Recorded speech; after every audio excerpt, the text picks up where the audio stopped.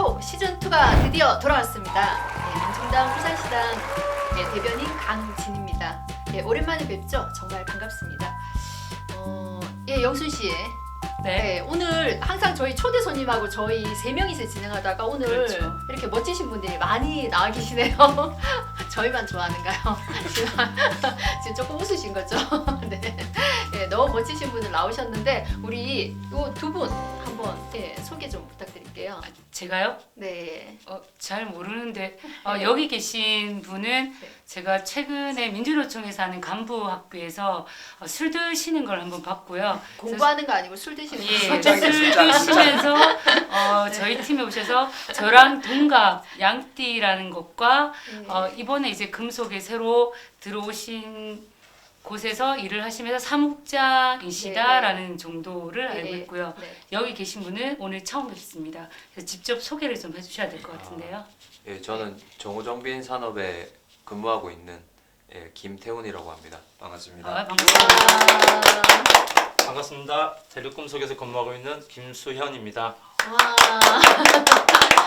두 청년 노동자분은 우리가 영순 씨가 소개를 해줬고 그렇죠? 여기 있는 중년의 노동자는 제가 소개를 좀 해드리도록 하겠습니다. 저희 민중당 울산시당의 같은 운영위원이고요. 회의 때는 전혀 볼 수가 없어요.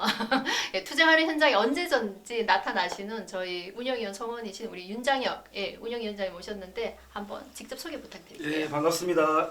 예, 금속노조 수석 부지부장 윤장혁입니다. 반갑습니다. 네. 이름은 정말 연예인급입니다. 수영과 윤장혁. 아 그런가요? 네, 장혁, 정말 좋네요. 수연, 예 좋습니다. 태훈도 괜찮습니다. 네, 예. 좋습니다. 얼굴은 제일 연예인 같으십니다.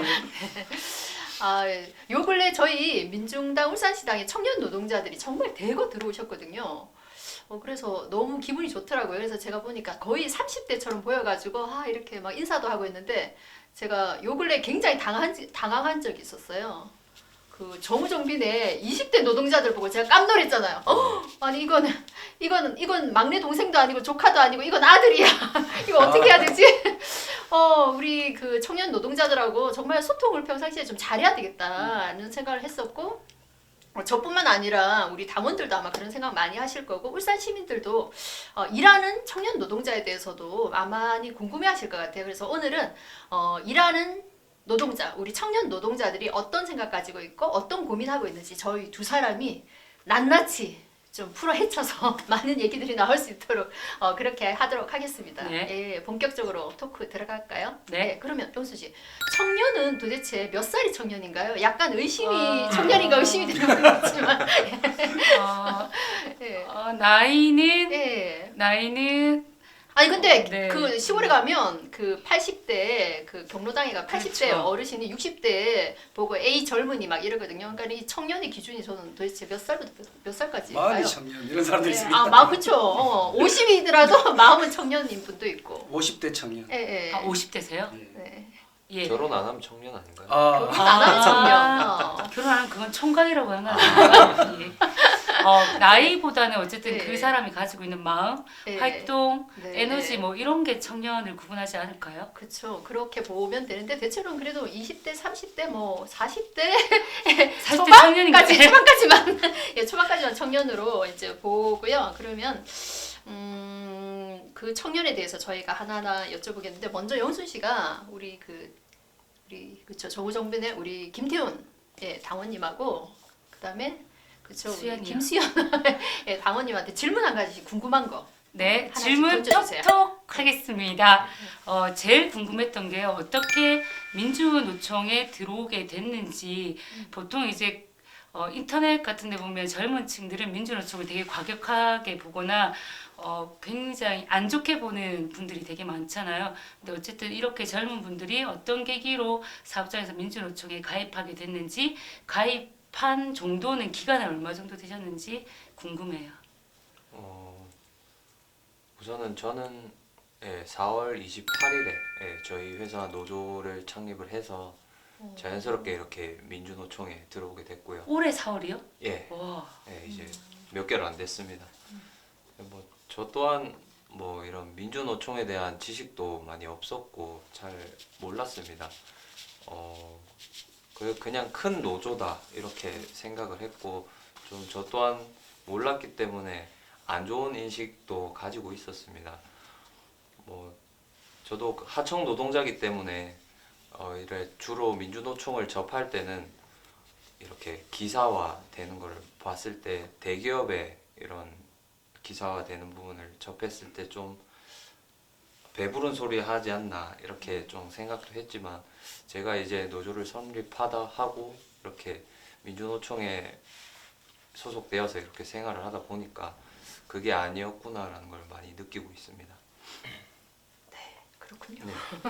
네.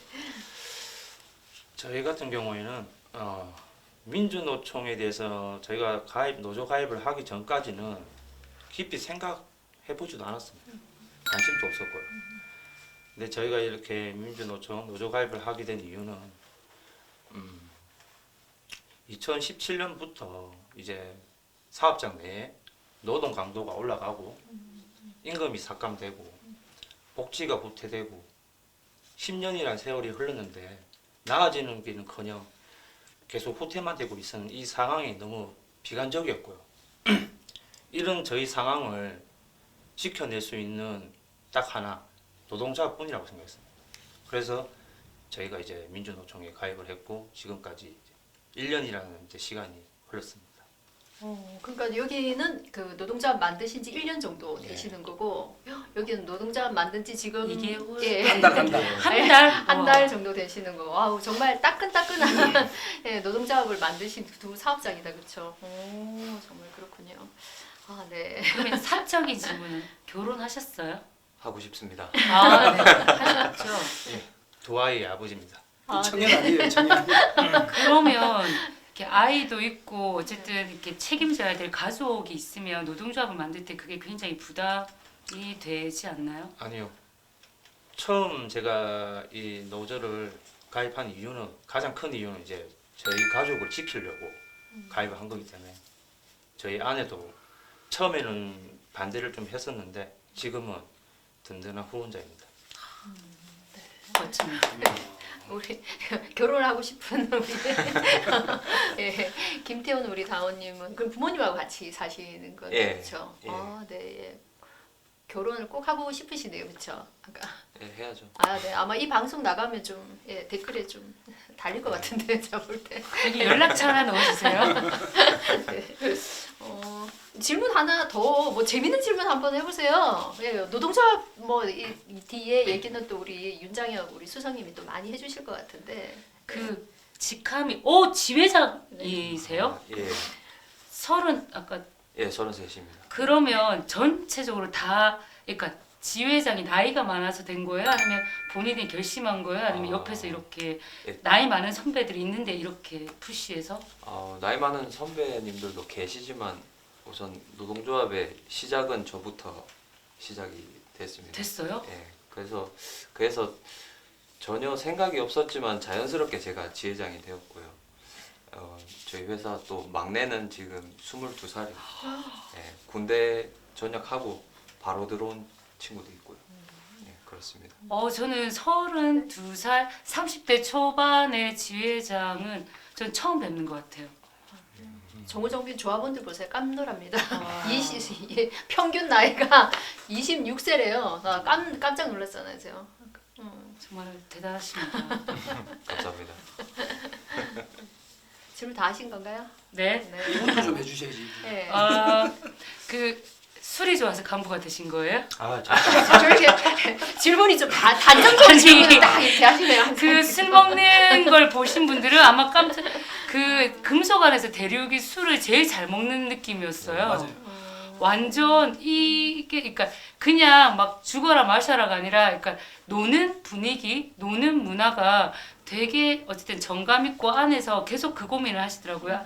같이 있는 간부들, 조합원들 같이 술 한잔 하면서 어떻게 같이 친해지고 마음을 같이 내게 만들까 하는 걸 끊임없이 안주를 만들면서 계속 고민하시더라고요. 그래서 그런 모습도 되게 신선했어요. 보통은 사무장이면 이렇게 뒤에 빠지거나 뭐 이렇게 술 취한 사람 챙기는 정도는 많이 봤는데 사무장을 어떻게 사무장의 역할을 생각하시고 하세요? 저는 일단 저희 지혜가 설립되는 데까지 가장 걸림돌인 사람 블랙리스트 1호였어요. 왜요? 김수현이 기회에 들어가서는 안 된다. 어. 이제 제가 아무래도 현장에 중간 관리자로 있다가 보니 그래요? 이제 제가 아마 제 마지막으로 조합원이 됐어요. 그래서 지금 어떤 마음으로 사무장을 하고 있냐면 처음에 저는 이제 나무만 봤죠. 숲을 못 보고 나무만 봤었어요. 저희 지혜만 우리 조합원들을 위해서 뭐 어떻게 할까 항상 그 생각뿐이었는데 1년이 흐른 지금 시점에서 이제 좀 숲을 조금 보게 되더라고요. 이 민주노총이라는 곳이 임금만을 쫓는 그런 집단은 절대 아니거든요. 단체는 절대 아닙니다. 여러 가지 사업이 많은데 이제 대표적으로 뭐 우리 통일 사업이라든가 두루두루 많은 활동들을 하고 있더라고요. 저는 노조하면서 거기서 깜짝 놀랐어요. 이렇게 바쁜 사람들인지 몰랐어요. 돈만 쫓는 사람들이라고 생각했는데 정말 좋은 일을 많이 하시더라고요. 네. 예, 그래서 저도 그 역할을 수행해보고 싶습니다. 네. 멋지신 그렇죠 우리 당원님이신데요. 그러면 제가 이제 우리 중년의 노동자들한테 제가 질문 좀 드려야 될 것 같은데 요 근래 금속의 조합원들이 신규 그쵸 노동자들이 굉장히 많이 생겼잖아요. 여기 1년 되셨고 우리 정우정님 이제 한 달 됐는데 어떤 노동조합들이 좀 생겼는지 또 왜 이렇게 많이 요 근래에 생기는 건지 말씀 좀 해주세요. 일단 울산 지역에는 지금 주로 이제 현대자동차 사내 하청에 있는 그다음에 현대모비스 있는 하청업체 노동자들이 노동자 만들어지고 있고 그다음에 이제 자동차 부품사 중에서도 2차 벤더에 있는 노동자들 해서 한 대체적으로 한 10개 정도의 노동조합이 작년부터 지금까지 만들어졌어요. 대체적으로 다 전부 이제 하청 비정규직 노동자들이고 또 하나는 이제 현대자동차 안에 있는 식당 노동자들도 현대그린푸드의 노동자들도 노동조합을 이제 만들었고 일단 노동조합을 만든 그 계기는 보니까 촛불혁명 이후에 일단 시대가 바뀌었잖아요. 노동조합 만들기 이제 환경이 조성되고 그다음에 촛불에서 이제 노동자들이 이제 자기 권리 의식이 굉장히 높아졌어요. 그러니까 87년도에 6월 항쟁 이후에 노동자들이 노동조합 만들었다면 지금에 만들어지고 있는 노동조합 촛불혁명 이후에 그런 시대적 배경을 배경에서 노동조합이 만들어졌고 또 하나는 대다수가 하청 비정규직 노동자들이 노동조합 결성으로 나서고 있는데 결정적인 거는 최저임금이 인상되었는데 그 기업주들하고 정부하고 편법 그다음에 꼼수 그다음에 줬다 뺏는 최저임금 법을 이렇게 만들면서 결정적으로 더 이상 이제 참지 못하고 분노로서 노동조합 결성으로 이렇게 나가게 됐어요. 그래서 민주노총도 촛불 이후에 20만이 늘어서 지금 얼마 전에 100만 시대가 지금 열려 있는 상황이에요. 네. 네 그렇군요. 어쨌든 그 촛불혁명을 거치면서 이제 시민의식이 또 노동자들이 일하는 그쪽 현장에까지 이렇게 하면서 이렇게 이 시민 그런 노동자의 그런 의식도 많이 높아졌고 또 그뿐만 아니라 지금 최저임금 관련해 가지고 굉장히 오히려 좀 후퇴하는 이런 걸로 해서 본인의 그런 권리를 되찾기 위해서 사실은 노동조합이라는 걸 만나게 되고 결성하게 되고 이렇게 또 사무장님도 되시고 지회장님도 되시고 이런 활동들을 하고 계시네요, 그렇죠? 그러면 저도 한 가지 지금 여쭤볼게요. 지금 거의 금속에 있는 간부들도 50대들이더라고요. 거의 보면 50대들이고 이제 막 신규로 생기는 우리 이제 그 조합의 조합원들은 막 20대, 30대잖아요. 예. 한 번씩 이렇게 꼰대처럼 보이고 그런 적 없어요? 세대 차이. 예. 아, 좀 저건 아니지 않나 뭐 이런. 선배님들. 예. 눈치 보시면서 선배님들한테 막 하셔도 됩니다. 잘 몰랐을 때는 예. 좀 그래 보였습니다. 되게 예. 노조하면 되게 안 좋은 인식을 가지고 있었고 폭력적이고 예. 자기 권리만 찾고 예. 이렇게 좀 이기적이라고 생각을 했는데 예. 제가 이렇게 노조 설립을 해서 실제로 이렇게 같은 생활을 해보니까 정말로 배울 점들이 많았고 정말 대단하신 그런 분들이 정말 많더라고요. 그래서 배우고 싶은 부분들도 너무 많고 배우고 싶은 부분도 많은데 저건 아니다. 좀 안 배우고 싶다. 저건 존경스럽지 않다. 이런 부분 없었어요? 제가 갈라놓으려고 하는 거 아니에요? 아직까지는 못 봤습니다. 아직까지요? 네, 아직까지 못 봤습니다. 알겠습니다. 더 보시면 있을 것 같아요. 여기는 사무장님. 얼마 안 되고 여기가 이제 사무장한테 아. 여쭤보면 되겠다. 술도 많이 드셨고 1년 동안 활동하셨으니까 한번 얘기 한번 해보세요. 편안하게 하시죠. 올해 나이가 41살이라서 아, 네. 만으로 하면 39인 거죠. 그렇죠. 예. 30대네요. 예. 선배 동지들 보면 네. 꼰대처럼 보이지 않아요. 아. 일단 나이 차이가 얼마 안 나니까 아니 10살 넘게 나잖아요. 딱 10살 차이. 그냥 아 10살 차이. 동네 형 같습니다. 아 동네 형 같은가요? 네. 그리고 뭐 네. 제가 우리 선배 동지들 일을 하시는 걸 많이 봤는데 네. 너무 바빠서 네. 이제 차 안에서 사발면 드시고 네. 삼각김밥 먹으면서 네. 또 점심 때우는 것도 많이 봤거든요. 네. 정말 열심히 네. 하시는 분들이라 네. 배울 점이 많습니다. 아 그래요. 아, 금속. 제가 원하는 답은 아닌 것 같은데 잠깐. 교과서, 교과서. 아니 사무장님 같은 경우 되게 제가 볼 때 가정적이실 것 같아. 아이들한테도 잘하고 또 이제 뭐 배우자한테도 이 가사 노동이라든지 집안일 같은 거 되게 잘 하실 것 같은데 이 세대들은 안 그래요. 무조건 이거 천만 원 들으면 되는 줄 알고 집에는 지금 제대로 안 해가지고 원성이 자자한데 그런 거 조금 차이가 없어요? 잘 하시죠. 모르겠습니다. 저는 열심히 한다고 생각하는데 그러니까 여기는 잘 저희 하시더라고. 아내는 네. 좀 불만이 많더라고요. 아. 아니 좀 다르더라고요. 50대랑 제가 40대랑 또 30대랑 20대랑 또 많이 다르더라고요. 그런 게 약간 나중에 혹시나 기회가 있으면 우리가 젠더 문제 관련해서 얘기해 보면 굉장히 좀 많이 다르더라고요. 젠더에 상관없이 예. 집에 못하는 사람은 못하는 것 같습니다. 저도 할 말이 없네요. 뭐 그걸로 얘기하려면 저는 더 할 말이 없는 사람이고요. 아 네. 혹시 뭐 또 질문 뭐 궁금하신 거 없으신가요? 아까 네. 촛불 혁명 이후에 이렇게 많이 이렇게 노조가 설립되고 관심이 많아진다고 하셨는데요. 촛불 때 나오셨어요? 전 촛불 켠지도 몰랐습니다. 어떻게 생각해야 되나요? 키는지도 모르고. 근데 뭐 하셨어요? 2017년인가? 16년, 17년? 예. 저는 그때 또 이 사업장에 안 있고 예. 이제 또 석유화학단지 쪽에서 예. 일을 하고 있었는데 네, 예. 그때는 또 제가 또 부산에서 근무를 하고 예, 있었어요. 부산에도 전국적으로 촛불했어요. 제가 좀 정치 쪽에 많이 관심이 없어가지고 네, 저 네. 혼자 먹고 살기도 네. 바빴고 네. 제가 취업난도 좀 있어서 네. 뭐 잠깐 백수 생활을 하던 때도 네. 있었고 네. 뭐 좀 개인으로 저 혼자 먹고 살기 좀 바빴습니다. 네. 그 다음 촛불 점검 해볼게요. 촛불 나오셨어요? 일하고 있었죠. 야간이었습니다. 그럼 도대체 어떤 근거로 촛불 이후에 이렇다라고 얘기를 하시는 건지. 그 이후에 이제 그 정호정빈 같은 경우에는 그럴 수도 있어요. 이제 근데 노동조합이 어쨌든 생기기 시작했고 아마도 이제 주변에 노동조합이 생기는 걸 보고 아마 정호정빈은 우리도 한번 해보자 아마 이렇게 된 것 같은데 왜냐하면 모비스 하청업체가 2003년도에 노동조합을 만들려고 했었어요. 네. 그때 이제 박살났죠. 완전히 깨졌는데 그때는 노조하기 어려운 상황이었고 2017년도에 모비스 하청 노동자들이 전국적으로 한 500명 정도 되는데 이들이 노동조합 만들기 시작해요. 그러니까 이게 한 곳에서 만들어지니까 그냥 들불처럼 그냥 쫙 이제 퍼져나가는. 그다음에 일단 정권이 바뀌니까 이명박 박근혜 때보다는 아무래도 노조 만들기는 굉장히 쉬운 조건에 있었던 거죠.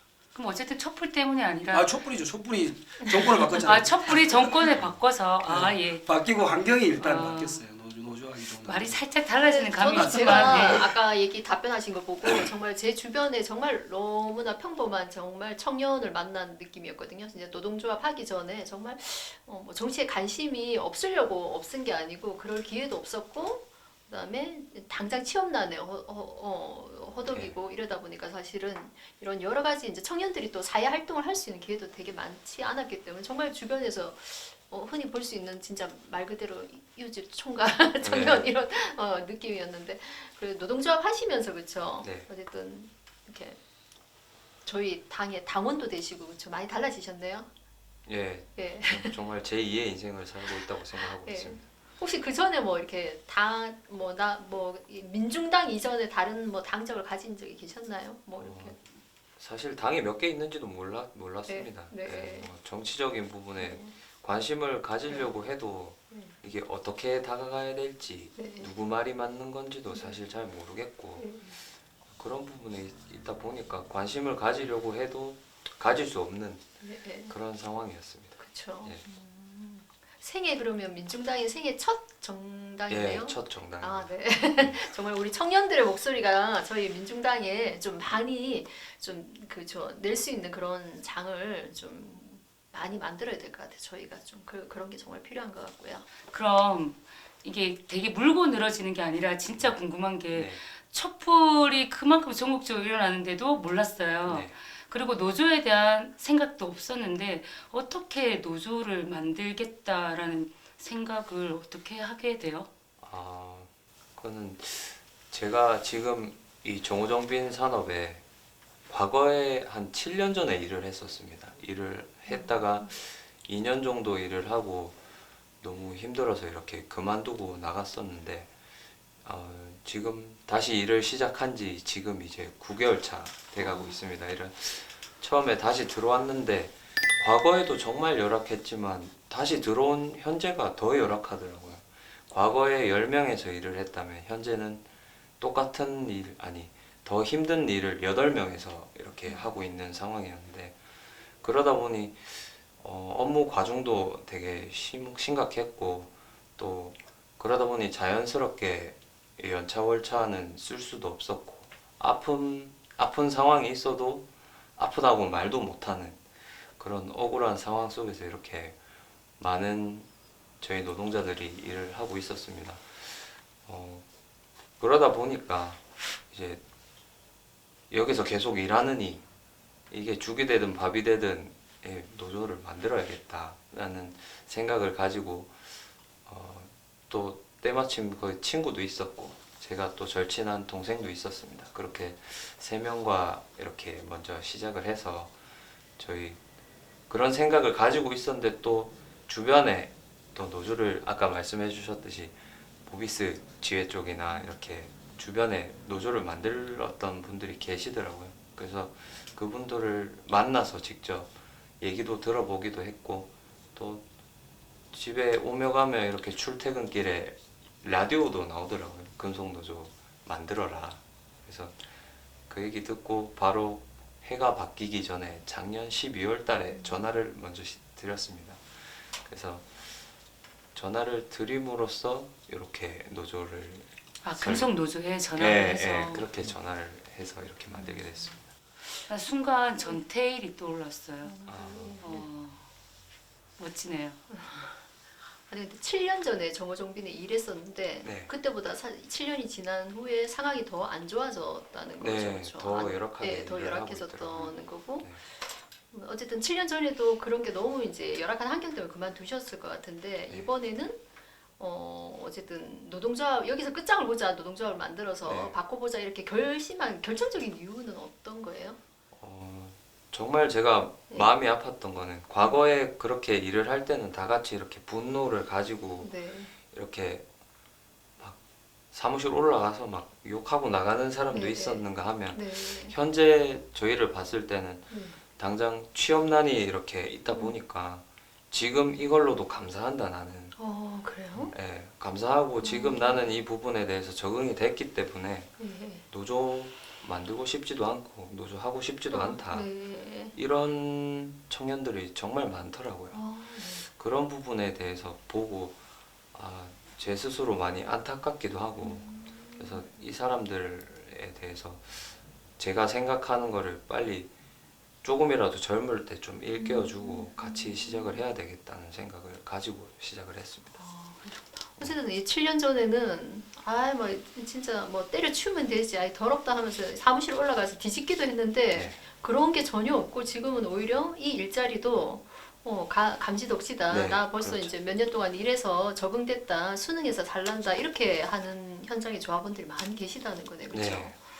그러면 그런 조합원들을 데리고 어떻게 노동조합을 그래서 그 시작이 정말 힘들었어요. 그럼 힘들었을 것 같네요. 네. 이 마음 돌리기까지 정말 한편의 드라마를 찍는 것처럼 정말 마음고생도 많이 했고 근데 또 그런 분들이 이렇게 한 분 한 분 돌아서서 저희랑 함께 이렇게 하고 있다는 게 정말 그 중에 되게 기억에 남는 일이 있다면 어떤 게 있어요? 제가 봤을 때 현재 상황이 그때 당시에 이제 라인 공사가 있었습니다. 그래서 2주 동안 일을 못하고 강제 휴무에 들어가고 2주에 대한 급여만 받게 돼서 거의 진짜 급여가 한 100만 원 정도밖에 안 되는 그런 상황이 있었는데 저희 지금은 조합원이지만 그 조합원이 그때 당시에 이렇게 말을 했었습니다. 저는 만족한다. 이것도 만족한다. 그리고 저는 그런 거 안 한다. 노조 같은 거 안 하고 그냥 뭐 다른 데 가면 된다. 이런 식으로 얘기를 했던 친구가 지금은 앞장서서 이렇게 항상 먼저 나오고 항상 인사 건네주고 힘내라고 이렇게 수고한다고 말해주는 그게 가장 그렇습니다. 네, 그렇군요. 우리 또 수현 씨한테도 예, 질문 좀 드려야 될 것 같은데 똑같은 질문 드리죠. 예. 이제 회사가 2017년 그 당시에 이제 얘기를 하자면 회사는 이제 노동자들한테 애사심을 강요합니다. 예, 예. 그래서 이제 머슴 부리듯이 일을 시키는데 뭐 예를 들어서 2017년에 저희가 상여금 200%를 삭감당했어요. 그때도 사측은 저희들한테 저쪽 반장들한테 예, 사측이셨죠 그 당시에. 강요로 조합원들한테 이제 사인을 받게 합니다. 어떤 식이냐면 너 여기 사인 안 하면 앞으로 회사 생활 힘들어진다. 불리한 조건을 발생할 거다. 이런 식으로 협박을 해서 사인을 받아서 통과를 시켰어요. 그 이후로 구조조정이 들어갔고 조합원 4명을 떠나보냈어요. 떠나보내고 노동 강도는 당연히 조합원이 줄어드니까 노동 강도는 올라가고 이제 이런 상황에서 이제 지금 저희 지회장님인데 정진희 지회장이 준비위원회를 이제 꾸려서 준비를 하게 됐던 거죠. 다들 그 노동조합을 설립하게 된 아마 얘기 들으면 밤을 새워도 그쵸 모자랄 정도로 아마 예, 그 뒷 이야기나 이런 것도 굉장히 많을 것 같은데 다음 기회에 한번 또 들어보면 되게 좋겠다는 생각이 들고요.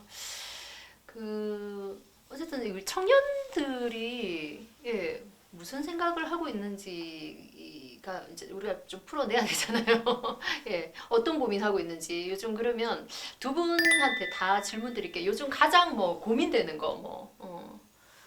오로지 노동조합만 있는 거 아니에요? 이제 노동조합 만든 지 한 달밖에 안 돼서 약간 개인적으로 뭐 고민되는 거나 이런 거 좀 있으시면 저희보다 더 어려운 네. 노동자들이 많을 텐데 예, 지금 당장 헌법에 이렇게 노조 만드는 것이 보장이 되어 있는데 그럼에도 불구하고 저희가 이렇게 숨어서 노조를 만들어야 되는 게 현실입니다. 그래서 더 어려움 속에 있는 저희 노동자들이 저희보다는 좀 더 편하게 당당하게 이렇게 노조를 만들 수 있는 사회가 좀 되었으면 가장 그게 너무 멋집니다. 그러시군요. 어쨌든 저희가 딱 조직돼 있는 노동자들이 그렇죠. 2천만 노동자라고 하면 사실은 뭐 100만에서 1,700만이 전혀 조직이 안 돼 있는데 그 조직 안 된 그 노동자들이 노동조합을 제대로 조금 그죠. 본인은 마음고생 몸고생하면서 만들었지만 숨어서 만들었지만 그분들은 대놓고 조금 쉽게 좀 만들 수 있는 사회를 빨리 앞당겼으면 좋겠다 이런 고민하셨고요. 너무 건실하시네요. 기대하겠습니다. 우리 김성 애도 2명이라는데 예, 뭐 고민하시는 거 좀 말씀 좀 해주세요. 저는 개인적인 고민이 좀 있습니다. 네. 제가 아까도 말씀드렸듯이 네. 노조를 시작한 게 저희 가족을 위해서 네. 가족을 지키기 위해서 노조를 했는데 네. 가족이 안 지켜주는구나 요즘.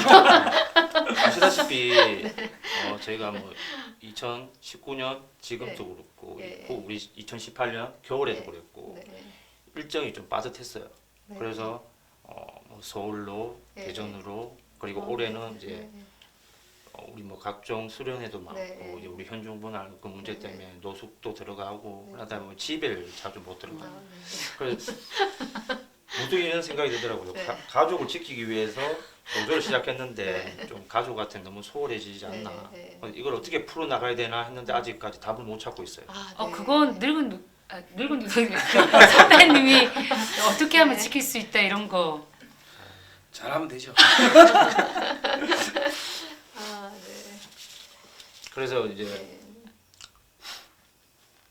일요일은 네. 정말로 이제 아이들하고 아무리 이제 네. 제가 뭐 밤을 새고 들어와도 네. 일요일 아침에 들어와도 예. 이제 아들들 데리고 예. 놀러는 갑니다. 아, 예. 제가 한 몸 지금 불사르고 있습니다. 네. 안 힘드세요? 괜찮으세요? 노조와 네. 가족을 지키기 위해서 최선을 다하고 있습니다. 아니, 최선을 다 하실 것 같아 제가 보니까. 노조가 그러면 가지고. 일요일 날 아들 둘, 예, 그다음에 부인하고 같이 예, 무조건 일요일 나가시네, 그렇죠? 나갑니다. 예, 가족을 지키기 위해서. 예, 이번 주도 나갑니다. 이번 주도 나가시고요. 예. 네, 예. 아, 네, 훌륭하십니다. 다 부담스러워. 그렇게 안 하셨죠? 저- 예. 예. 말씀 한번 저는 해보세요. 더 잘하고 있죠. 아, 더 잘하고 계세요? 아, 하긴 되는데 전화하면 지금 바로 하긴 예, 되는데. 사실 고백하면 네, 예. 며칠 전에 이제 신규 간부 학교가 있었는데 네. 다른 거는 뭐 제가 이제 한 25년 활동하면서 이렇게 했던 거 이제 좋은 얘기만 했을 거 아닙니까? 네. 근데 그 빠뜨린 게 있는데 이제 네. 노조 활동하면서 아까 네. 이야기했듯이 고민이 되는 게 이제 가족 문제 이제 이렇게 네. 집안에서 나의 역할 이런 게 있는데 사실 저는 그 부분에 대해서는 지금도 이제 반성적으로 좀 아직까지 있는데 네. 집에 가면 그냥 탁 퍼져버리니까 네, 그렇죠. 너무 이 힘들어요. 가사노동이나 이런 네. 데 이제 잘 하지 못했어요. 그래서 네. 질문을 그렇게 하더라고. 근데 네. 아니 그러니까 아내 되시는 분도 활동하시는 분인데 그러면 가정이 그뭐 어떻게 활동하는데 지장이 없는지 이런 걸 질문을 하더라고요. 그래서 지장이 있다. 내가 잘 못해서 어쨌든 그런 얘기를 반성을 하고 있는데 이제 노조 활동하면서 이제 하여튼 그 부분이 이제 가장 좀 어려운 점 중에 하나예요. 그래서 가정에 이제 아들들하고도 잘 이제 놀아주기도 하고 가사노동도 이렇게 해야 또 집안이 좀 편해야 또 밖에 나가서 자기가 꿈꿔왔던 걸 이렇게 할 수 있는데 그게 근데 그게 꼭 뭐 무조건 뭐 가사노동을 꼭 해야 된다 이러기보다는 본인이 이제 정말 신념을 가지고 하는 활동에 대해서 마음을 다해서 나랑 같이 사는 부인하고 또 아이들한테 거기에 맞춰서 진심을 다해서 얘기하면 처음에는 막 승질 부리더라고요. 사실은 최선을 다해서 사는 남편의 모습을 보면 저는 이해할 것 같아요. 100%는 아니지만 80%는 이해하고 네, 그럴 것 같은데 그런 게 자세가 중요한 것 같아요. 그냥 나는 바깥에서 너무너무 중요한 노동자 활동하니까 집에 와서 나는 푹 퍼질래. 나는 쉬어야 돼. 이런 게 아니라 집에 와서도 뭐 잠깐 짬을 내서라도 자신이 하는 활동에 대해서 내가 이 사회를 어떻게 바꾸는 활동인지 이런 걸 최선을 다해서 얘기하면 저는 조금은 또 이해시켜야 되는 게 저희 역할인 것 같고 그렇게 하시면 조금 나을 것 같아요. 무조건 이렇게 몸을 다 부살다서 놀아주지 마시고 네, 좀 쉬는 것도 필요한 것 같네요. 네. 예, 얼마 전에 그 구의역 그 사고 난지 3주기가 되더라고요. 그뿐만 아니라 사실 작년에 우리 김용균의 그 노동자 같은 경우도 사실은 우리 그렇고 요 근래 또 이제 공사장에서 또 한 분이 또 추락사하셨고 다 20대 19살 막 이런 청년들이 사실은 계속 이렇게 죽음으로 내몰리고 있잖아요, 수석님. 네. 네. 이게 정말 우리 사회가 이런 청년들이 일할 수 있는 이 일자리가 너무 질이 낮고 임금도 그렇죠 낮고 거의 일하는 환경도 너무 위험한 이런 곳에 일하다 보니까 계속 이런 사건이 일어나는데 여기에 대해서 조금 앞으로 어떻게 좀 우리 당이 해 나가야 될까요? 일단 민중당의 역할이 아무래도 이제 크겠죠. 네. 그리고 이제 청년들이 뭐 헬조선이라고 이야기를 하고 지금 여기 나오신 분들도 이제 노조 만들 때 대체적으로 이제 비정규 하청 노동자들이고 저임금이거든요. 최저임금. 한 600만 명 정도가 최저임금을 받는다고 하는데 비정규직 1000만이면 그 언저리에 다 있는 거 아닙니까? 일단 저임금 구조에 있고 그뿐만 아니라 뭐 산업재해에 그냥 노출되어 있고 실업난도 높으니까 노조 할 생각을 잘 안 하기도 하고 이제 이렇게 되어 있고 그래서 뭐 금속 노조의 고민은 이제 그런 거죠. 일단은 그러면 뭐 당이든 아니면 노조든 뭐 이 사회 제도를 바꾸는 거 특히 당의 역할이 강조되어지는데 그럼 노조의 역할은 뭐냐? 노동자들이 이제 자신의 권리를 지키고 일자리 문제를 해결하는 문제는 노동조합을 통해서 이제 그게 가능한 거고 지금 현재 한 10%밖에 조직률이 안 됩니다. 그래서 금속노조 고민은 어쨌든 사회적 약자, 청년, 비정규 이들과의 연대 이제 이런 것들을 다각적으로 좀 노력할 고민과 또 하나는 노조 가입을 일단 많이 이제 조직화 이걸 통해서 노조를 통해서 자신들의 권리를 바꿔 나가는 이제 이런 것들에 대한 고민들 금속노조는 지금 좀 하고 있습니다. 그래서 아까 노조 가입하는 그 버스에서 그 라디오 방송을 듣고 노조의 문을 두드리듯이 그렇게 해서 조직화 사업 이게 이제 노조 만드는 일이 아니고 관건 아닌가 이렇게 보고 있습니다. 우리 당이 해야 될 역할은 뭘까요? 금속노조는 아마 그런 역할들을 좀 하고 미조직된 그쵸 우리 현장에 계신 분들 더 많이 조직하는 사업을 하고. 당도 뭐 역할이 크게 다르진 않을 거예요. 뭐 당은 노조는 아니지만 네. 노동자들이 네. 그러니까 노조를 가입할 수 있도록 하는 활동도 당은 좀 해야 된다 이런 거고 또 한 가지는 정당 특성상 네. 이 사회 제도를 개선하는 문제에 대해서 특히 이제 비정규 청년 이 문제 해결을 위한 뭐 법 제도 개선이라든가 이제 이런 것에 대해서 당의 역할을 충분히 다해줄 수 있는 게 있죠. 그렇죠. 하루에 정말 5명이나 이렇게 그 산업재해로 돌아가신다고 하더라고요. 정말 사람이 죽는 건데 이렇게 뭐 아무렇지도 않게 이렇게 사회가 굴러가는 것 자체가 그런데 어쨌든 저희 민중당에서는 정말 기업 살인법 이게 아니고선 정말 정답이 없어요. 사람이 현장에 죽어 나가도 아무런 회사 같은 경우는 처벌을 받지 않더라고요. 얼마 전에 어떤 그 건설업체 같은 경우도 사람이 죽었는데도 처벌 하나도 안 받고 처벌 받으려면은 그 공사 기간에 5명이 죽어야지 그 업체가 처벌을 받는데요. 너무 기가 막힌데 어쨌든 저희 민중당에서는 김종은 의원님이 그 지금 추진하고 있는 그 기업 살인법 이런 것들을 정말 강력하게 좀 밀고 나가서 현장 안에서 이런 그 돌아가시지 않도록 하는 거 이런 것들 정말 당이 열심히 해야 될 것 같고요. 어쨌든 두 분 다 우리 그 청년 노동자로서 노동자 활동하면서 당을 만나게 되는데 왜 노동자가 정치를 해야 되고 또 왜 민중당에는 왜 들어오셨는지 궁금합니다. 네. 네. 저도 같은 노동자고 네. 뭐 기존에 제가 정치에 관심은 없었지만 네. 뭐 앞서 이렇게 투표를 할 때도 많은 정보도 없었고 그렇게 제가 끌리는 대로 투표를 했지만 모든 대통령들이 이렇게 노동자들을 죽이는 이런 정책을 계속 가져가고 있고 당선이 되고 나면 다 뒤돌아서서 헛짓거리하고 있으니까 네. 이 민중당이 항상 저희 슬로건으로 내세우고 오고 있는 이 노동자가 직접 정치하자라는 이 말에 끌려서 저도 가입을 하게 됐고 이렇게 생활을 하고 있는 게 아닌가. 네. 정말 기대됩니다. 당이 너무 멋져요. 당이.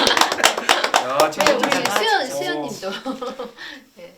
이제 처음 이제 당 가입을 하고 저희가 솔직히 뭐 민중당에 대해서 이렇게 많은 지식이 있는 건 아닙니다. 네. 저희도 뭐 아무것도 모르는 상태에서 가입을 했었고 이제 1년이라는 시간 동안 당 활동을 하면서 이 제가 첫 당 아닙니까? 네. 민중당이 첫 당인데 뭐 다른 당은 모르겠습니다. 제가 느낀 당은 우리 민중당은 아마 노동자, 국민, 시민들 가장 가까이 있는 당이 아닌가. 항상 제일 가까운 데서 사소한 문제까지 해결하려고 하는 그 노력하는 모습들 그런 모습들 보면서 아 이게 진짜 당이다. 네. 국민을 위한 정치 그게 민중당이라고 생각해서 민중당을 택하게 됩니다. 40대. 네. 아마 이제 얘기를 마무리해야 될 것 같은데 혹시 뭐 더 질문하실 거 이제 없으신가요? 네. 예. 오늘 좀 어떠셨어요? 같이 우리 네. 청년 노동자들하고 같이 얘기하니까 아까 눈물도 글썽글썽 거리시던데. 저는 노동 현장에서 네. 한 번도 일을 하지 않고 어쨌든 대학을 졸업하고 계속 예술 쪽에 있었기 때문에 그러니까 월급을 받는 노동자의 직업 그 계층이 저 어떤 일면에서는 부럽기도 하면서 어쨌든 그 열악한 조건은 주로 이제 책이나 전태일 평전이나 그런 이야기 속에서 들었는데 실제로 이제 옆에 있는 동지들을 통해서 어떻게 노동조합을 만들게 되고 이런 얘기를 들으니까 정말 책을 옆에서 보는 것 같아서 정말 대단하다라는 생각이 너무 많이 들고 정말 네 존경스럽네요. 그래서 정말 울컥했습니다. 네. 네. 그 사실 여기 계신 이 두 분의 청년분이 그쵸 꿈꾸는 미래가 우리나라에 그죠? 30년, 20년 후의 모습인 거잖아요. 이분들이 우리 사회를 어떻게 바꿀 것인가가 이제 30년 후에 우리 사회가 어떤 방향으로 나아가는 거기 때문에 사실 이분들이 꿈꾸는 게 굉장히 사실은 중요하다는 생각이 들고요. 사실 30대, 40대 초반, 만으로 30대 두 분 청년들 얘기 오늘 나눠봤는데 여러분 좀 어떠셨는지 모르겠습니다. 이 세대들은 유년기 아니면 뭐 10대 후반?